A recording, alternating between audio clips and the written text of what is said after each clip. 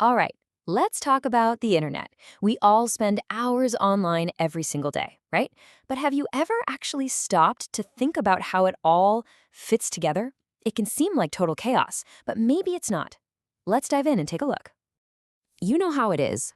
One minute you're just trying to log into a website and boom, you get hit with an error message. Temporarily blocked. Super annoying.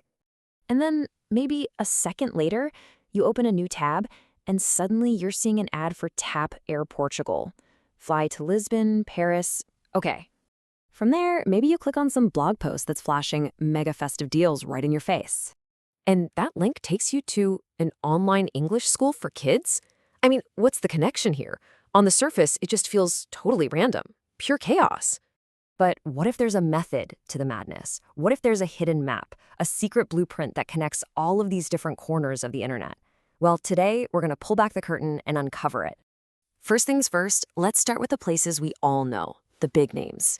I want you to think of the internet as this giant, sprawling digital city. These sites, they're the major stores, the airports, the schools. They're where you're actually trying to go. Now, the fancy business term for these is direct-to-consumer websites. But for our map, let's just call them what they are, destinations. Their goal is super, super simple. Sell you something directly. That's it. No middleman. So you've got destinations that sell actual physical stuff. Samsung.com is a perfect example. You want to buy a new Galaxy phone, a fancy TV, a smart fridge? You can go right to their site and get it straight from the source. Simple. And then you've got the other kind of destination, the ones that sell services. You're not getting a physical product. You're getting access to something, like booking a flight on Tap Air Portugal's website or signing your kid up for online English lessons with NovaKid. These are the endpoints, the final destinations. But here's the big question. How did you even find them in the first place? And that leads us to the second, much less obvious piece of the puzzle, the connectors. If the destinations are the stores and airports of our digital city, then these guys, they're the tour guides, the billboards, the people handing out flyers on the street. So the way these sites make money is through something called affiliate marketing. And it's a pretty slick model, actually. They don't sell a single thing themselves. Nope. Their entire job, their whole reason for being, is to point you toward the real destinations.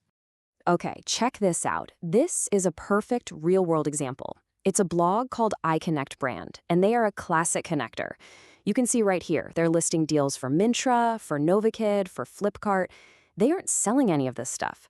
They're just advertising the campaigns for the companies that do. I mean, their Pinterest profile says it all. Their role isn't to be the store, it's to be a guide to a great selection of other stores. They are professional online curators, basically. So how do these two types of sites actually work together? We've got the destinations where we want to go and the connectors who are showing us the way.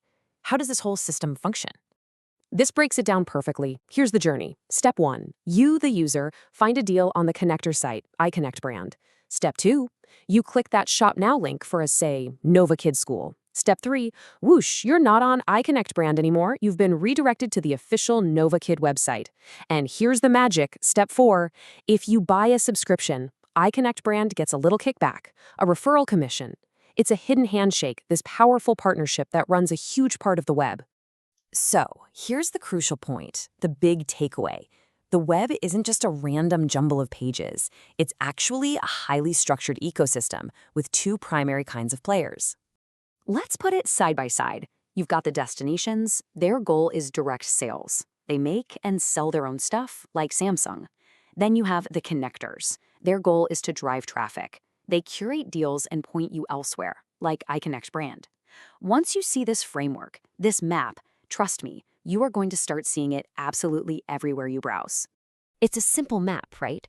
But it explains so much about our online world. And it leaves us with one final, kind of big thought to chew on. Now that you see the map, are you really the one choosing your destination, or is it Connector choosing it for you? Something to think about. Thanks for joining this explainer.